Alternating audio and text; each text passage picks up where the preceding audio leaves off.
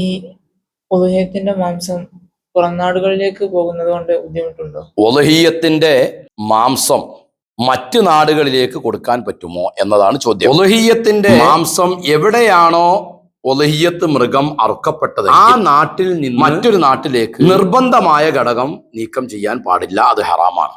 എന്ന് പറഞ്ഞാൽ നിർബന്ധമായ ഉളുഹിയ്യത്താണെങ്കിൽ നേർച്ചയാക്കിയതോ അല്ലെങ്കിൽ ഇതെന്റെ ഉളുഹിയ്യത്താണ് എന്ന് പറഞ്ഞുകൊണ്ട് നിർബന്ധമായതോ ആയാണ്ടാവും. സുന്നത്താക്കപ്പെട്ട ഉളുഹിയ്യത്ത് എന്നായിരിക്കും കരുതിയിട്ടുണ്ടാവും. പക്ഷേ അവന്റെ വാക്കുകൊണ്ട് ഇതിന്റെ ഉളുഹിയ്യത്താണ്, അല്ലെങ്കിൽ നിയ്യത്ത് വെക്കുമ്പോ എന്റെ ഉളുഹിയ്യത്തിനെ ഞാൻ കരുതി എന്നൊക്കെ നിയ്യത്ത് വെക്കുന്നത് കാരണം അത് നിർബന്ധമായി വരും.